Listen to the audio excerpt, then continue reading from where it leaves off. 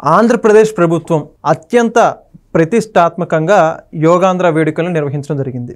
ఏదైతే విశాఖపట్నం వేదికగా ప్రధానమంత్రి నరేంద్ర మోదీ గారి ఆధ్వర్యంలో ఈ యొక్క అంతర్జాతీయ యోగాంధ్ర వేడుకలు నిర్వహించుకోవడం జరిగింది. దీనికి సంబంధించి ఆంధ్రప్రదేశ్ ప్రభుత్వానికి గిన్నిస్ బుక్ ఆఫ్ వరల్డ్ రికార్డ్స్లో కూడా చోటు సంపాదించుకుంది ఆంధ్రప్రదేశ్ ప్రభుత్వం. అయితే మొత్తానికి గడిచిన నెల రోజులు ఈ యొక్క యోగాంధ్ర వేడుకలకు సంబంధించి ఏ విధంగా కొనసాగింపు జరిగాయి, అదేవిధంగా ప్రస్తుతం వైజాగ్లో దాదాపు 3.5 లక్షల మందితో యోగాంధ్ర వేడుకలు ఏ విధంగా నిర్వహించారు, వీటన్నిటి గురించి తెలుసుకునే ప్రయత్నం చేద్దాం. మనతో ఉన్నారు senior journalist doctor Kanakadurga Vadlamani గారు. మేడం నమస్కారం. నమస్తే అండి.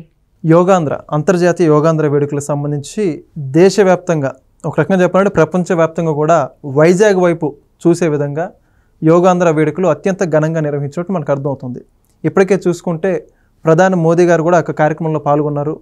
దాదాపుగా 27 నుంచి 28 కిలోమీటర్ల మేర పూర్తిగా 3.5 లక్షల మంది ఒకేసారి యోగా నిర్వహించినందుకు గాను Guinness book of world record వాళ్ళు గిన్నిస్ బుక్ కూడా రికార్డు సంబంధించి కూడా ఇవ్వడం జరిగింది.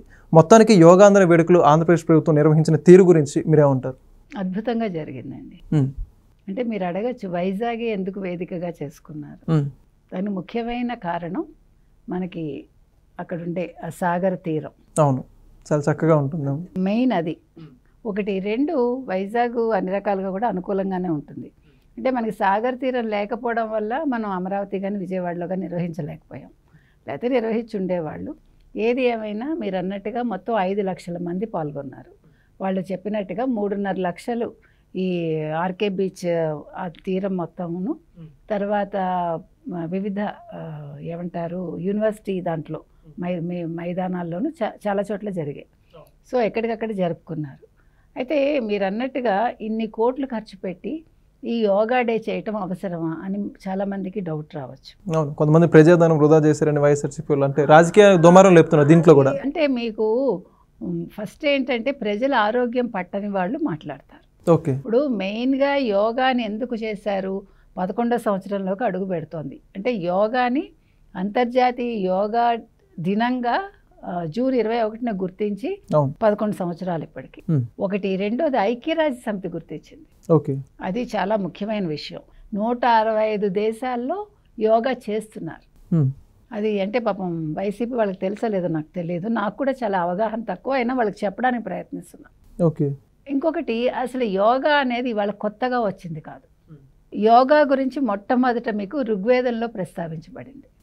యోగా అనే పదాన్ని వాడింది ఋగ్వేదం. తర్వాత మీకు పురాణాల్లో ఉంది, ఇతిహాసాల్లో ఉంది, తర్వాత మహాభారతంలో ఉంది, భగవద్గీతలో ఉంది. అన్ని చోట్ల కూడా అంటే మనకుండే ఈ సంపద ఏదైతే ఉందో పురాణాలు, ఇతిహాసాలు మొత్తం మనకుండే వారసత్వ సంపదలో ఇవన్నీ కూడా ప్రస్తావించబడ్డాయి. అంటే ఇది మనకు పరంపరగా వస్తుంది, ఇవాళ నిన్న వచ్చింది కాదు.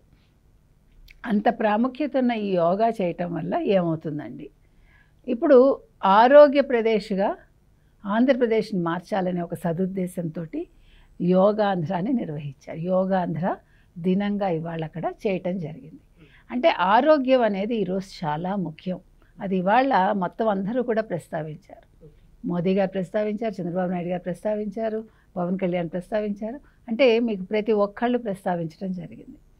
ఆరోగ్యం అనేది ఎందుకు ఇప్పుడు అంత అవసరం అని మీరు అడగచ్చు. మనం కరోనా నుంచి మనం చాలా మటుకి ఆరోగ్య సమస్యలు ఎక్కువయ్యాయి మనకి. అది వ్యాక్సిన్ వల్ల కావచ్చు, వ్యాక్సిన్ కాకపోవటం వల్ల కావచ్చు, లేకపోతే పర్యావరణంలో వచ్చిన అసమతుల్యత, అంటే అక్కడ పర్యావరణం మనకి దెబ్బతింది. ఓకే, దానివల్ల మనకి ఇప్పుడు ఆరోగ్యం మీద మనం ఎక్కువ దృష్టి పెట్టాల్సి వస్తుంది.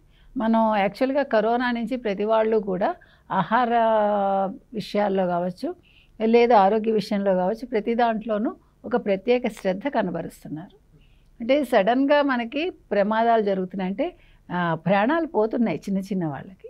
కాబట్టి ఇప్పుడు ఏంటంటే మీరు యోగా చేయటం వల్ల మీ శరీరం మీ కంట్రోల్లో ఉంటుంది.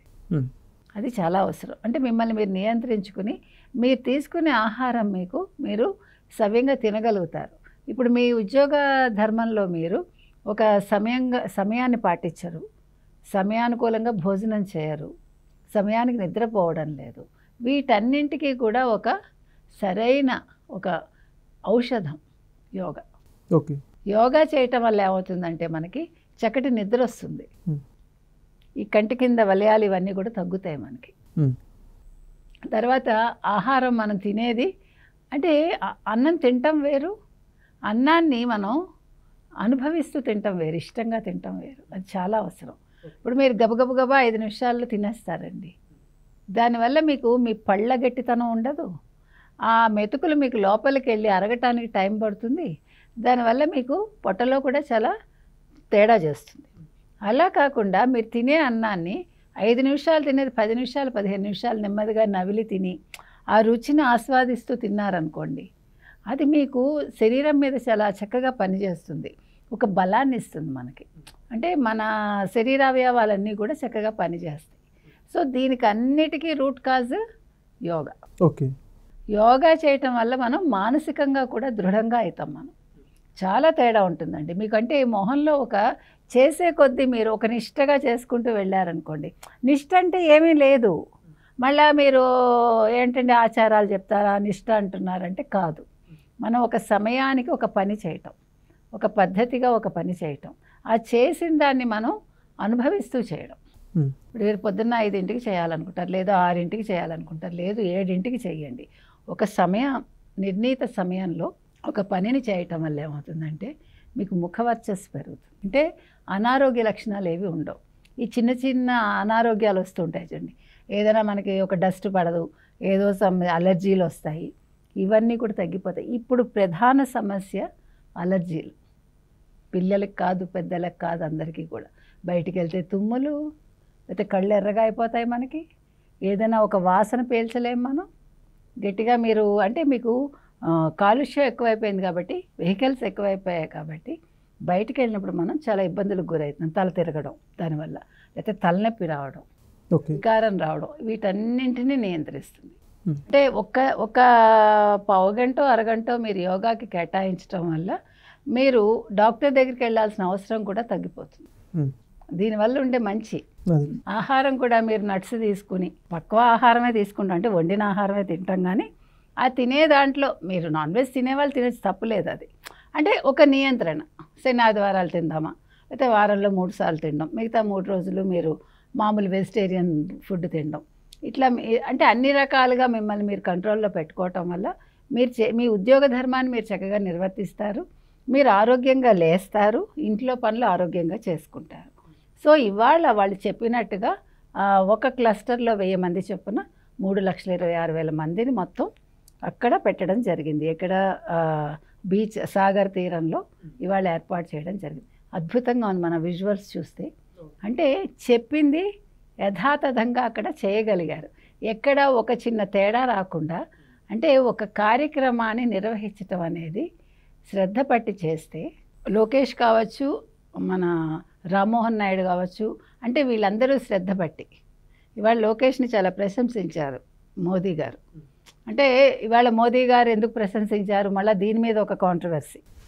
ఇక్కడ పనితీరుని ప్రశంసించారు తప్ప ఇక్కడ వ్యక్తిగతాలు ఏమీ లేవు. అంటే ఇంత అద్భుతంగా యోగా డే నిర్వహించినందుకు, అది అవడం చంద్రబాబు నాయుడు గారు బ్రెయిన్ చైల్డ్ అయినా కూడా పవన్ కళ్యాణ్ గారు దాని మీద దృష్టి పెట్టారు, వీళ్ళు పెట్టారు.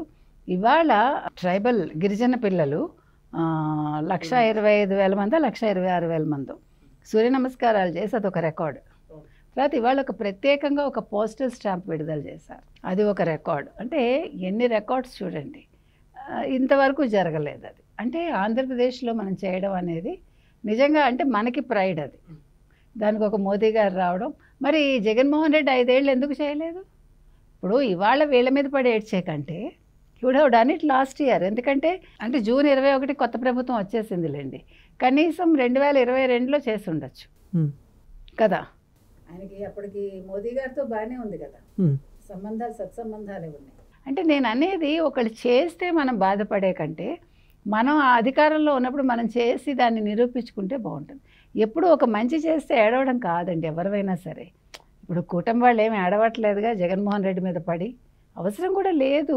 ఇప్పుడు పని చేసేవాడు ఎప్పుడు పక్కవాడు చేశాడా చేయలేదా, లేకపోతే వాడి మీద పడి ఏడుద్దామా, ఇది ఉండదు. ఈ పని చేస్తున్నాము, నెక్స్ట్ ఏం చేయాలి అంతవరకే ఉంటుంది. అంటే ఎప్పుడు కూడా సత్సంకల్పాలు ఉంటే అట్లా అవుతాయి. ఇదొక సత్సంకల్పంగా భావించారు. ఇవాళ లోకేష్ దాన్ని నిర్వహించగలిగారు. వైజాగ్ కాబట్టి రామ్మోహన్ నాయుడు గారు, లోకల్ వాళ్ళు అందరూ, ఇవాళ పవన్ కళ్యాణ్ గారు కూడా ఒక శ్లోకంతో మొదలుపెట్టి ఋగ్వేదంలో దీని ప్రస్తావన ఉందని చెప్పి ఆయన స్పీచ్ కొనసాగింది. అంటే మొత్తానికి చాలా దిగ్విజయంగా ఇవాళ యోగా డే సెలబ్రేషన్స్ అయితే జరిగాయండి. అందులో సందేహం లేదు. Everybody is happy. మోదీ గారు చాలా సంతోషంగా ఇవాళ మనకు కనిపించారు. అంటే ముఖ్యంగా వాళ్ళ ఆరోగ్యాలు చూడండి మీరు. అంటే 70 ఏళ్ళు పైబడిన వృద్ధులు వీళ్ళందరూ. అంటే జగన్మోహన్ రెడ్డి దృష్టిలోనే మాట్లాడారు. అంటే చంద్రబాబు నాయుడు వృద్ధుడు అంటాడు కానీ ఆయన మోదీ గారిని అనే సాహసం చేయడు ఆయన. కానీ ఆల్మోస్ట్ సమ ఉజ్జీలు కాబట్టి ఇవాళ బికాస్ ఆఫ్ మోదీ గారు ఇది సాధ్యమైందని ఇవాళ చంద్రబాబు నాయుడు గారు చెప్పడం కూడా జరిగింది. ఎందుకంటే యోగాని గుర్తించి యోగా డే అనేది పెట్టడం అనేది అది ఆయన బ్రెయిన్ చైల్డ్ కదా, మోదీ గారు బ్రెయిన్ చైల్డ్. సో దాన్ని ఈ రకంగా చేయటం మన ఆంధ్రప్రదేశ్ చాలా పెద్ద ఎత్తున చాలా చక్కగా చేయటం అనేది చాలా బాగుందండి. మనందరం కూడా అంటే ఇవాళ యోగా డేని మనందరం కూడా సెలబ్రేట్ చేసుకున్నాం కాబట్టి ఈ రకంగా జరపడం తెలుగు వాళ్ళుగా మనందరం కూడా గర్వకారణంగా భావించాలి. Thank you. Please subscribe to Leo News for more videos.